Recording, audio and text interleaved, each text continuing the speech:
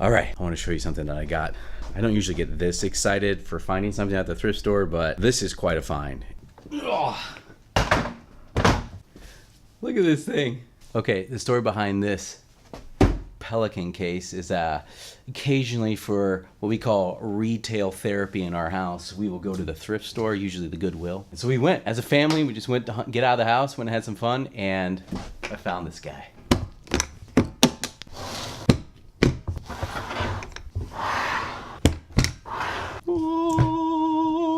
The reveal.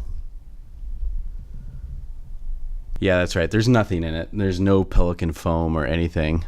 But I got it for like $5. This is like a $275 case. $5. So there's a good chance that I might be doing some traveling here in these next couple months where I have to take a bunch of camera gear. And this is like the go-to case to take camera gear. So I have bags within bags. So for example, I have a camera bag here that fits nicely in there. And then I also have like an audio bag. So I'll squeeze that in there. But basically, I got this Pelican case to be a case for all my other cases. Isn't that crazy? If I have a video shoot, I just pack it all in here and then I bet if I try really hard, I could fit it in that way too. All right. Anyways, I gotta return this to my storage closet. Hopefully I have some space for it. So I don't know if you might have, how do we do this? I don't know if it was in focus, but right here, I've been working on a sales funnel for the new e-courses and things that we're working out. And it is so much fun thinking through that.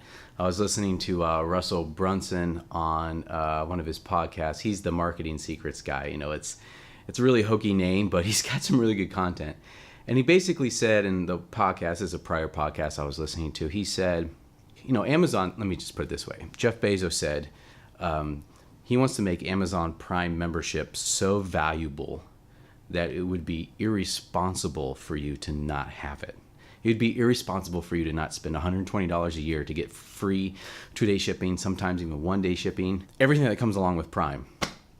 So I was thinking, okay, what could we do? Not that it'd make it irresponsible to not buy these e-courses, but just provide so much value that it would be a no-brainer for them to buy. And what kind of content can we put together to actually make that happen? So anyways, start creating a funnel. In fact, I was up at 3:30 in the morning last night and my mind was just going crazy with ideas. You know, I just laid there for an hour thinking of these, and I was like, I can't go to sleep. So I just got up and started writing these ideas down in my book, started typing everything out. And so got some good ideas, didn't get as much sleep. I'm just so excited about this project. I think it's gonna be really cool.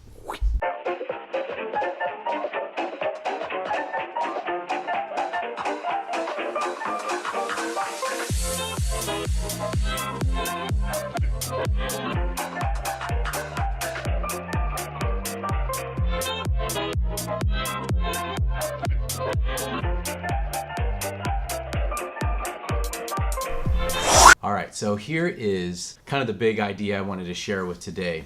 Something we just implemented at Kid Matters Counseling. And the problem is this. Someone makes a phone call. They schedule an appointment. So that's a potential client. And then they schedule an appointment. We track that as well. And then we have what I call a conversion. And a conversion is when somebody actually pays for the session. They come in and pay for the session. Well, early on we saw that there was a lot of people who were scheduling an appointment, but then they wouldn't show up. Either they would cancel last minute or they would just not show up at all. So we started to create some content around why we're private pay, because sometimes us not being in network with insurance companies, people wouldn't want to see us, which is fine. I mean, that's a philosophical decision on our part, and they want to use their insurance. That's totally fine. We actually have a video on why we don't utilize insurance. But again, the problem was people would schedule and then just not show up. There was like no shows completely. And so what that creates is a problem. One, it creates wasted money. Wasted money because our intake coordinator has to put all the information in our electronic health records. They have to communicate with the clinician. They got a new client, and then that clinician is supposed to reach out to them, and it just creates this, you know, we have processes in place.